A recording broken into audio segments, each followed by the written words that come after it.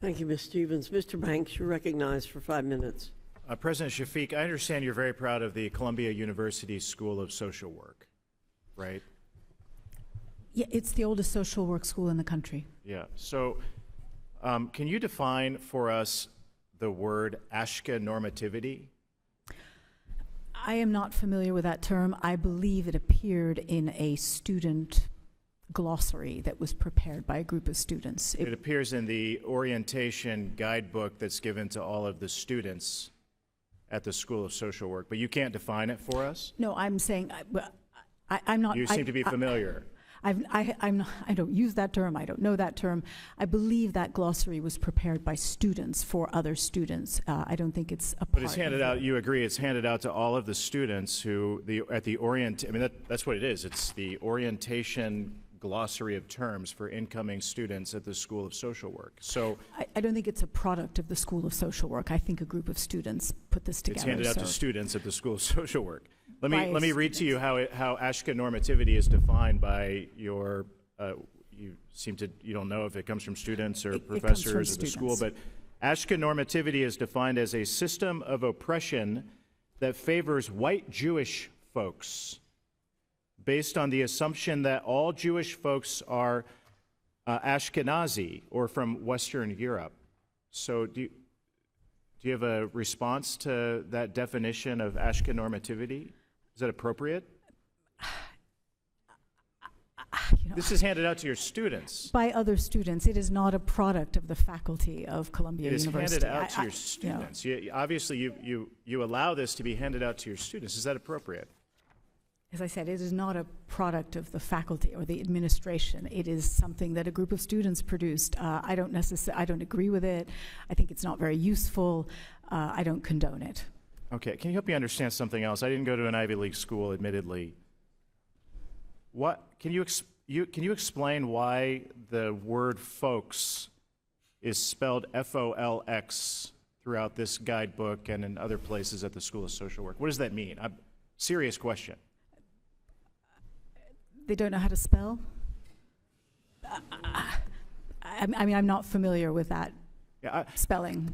I'm not. I don't find it a laughing matter. No, I'm not laughing either. I think it's. You're denying that this is an official product of the school, but this is handed out to all of you. You are aware that it's handed out to all of your students, and you're not doing anything to stop it. As I said, it's not an official product of the administration. Is this how Columbia University spells the word folks? No. Okay. And does Columbia University recognize the word? Because it's not found in the Webster's dictionary or anywhere else, Ashka normativity. Right. Is that an acceptable term at Columbia University? Congressman, I am with you. I agree with you that I don't find this a meaningful way of. This is handed out on your watch. As I said, this is not a product of Columbia University to the faculty. The Board of Trustees. So. Is this appropriate? Either one of you? That term is shockingly offensive. It's ridiculous. Congressman. Ma'am? We had discussions about that memo on the board, and my understanding is that we have asked that anything that is looking as though it's orientation materials in any way be run by the dean, and I think that is the agreement. As President Shafik has said, we're not going to be able to limit what individual students say to each other. We don't like it. It's not the kind of learning we promote at Columbia, obviously. But you understand how this fosters an environment of anti-Semitism when the president even admits that she doesn't know if this is an official document of the school or written by students, but it's still allowed to be handed out to your students. It's outrageous. And it's the reason that we hold this hearing. It fosters an environment of anti-Semitism at your university. President, are you going to stop this from being handed out again to incoming students at the orientation of the School of Social Work?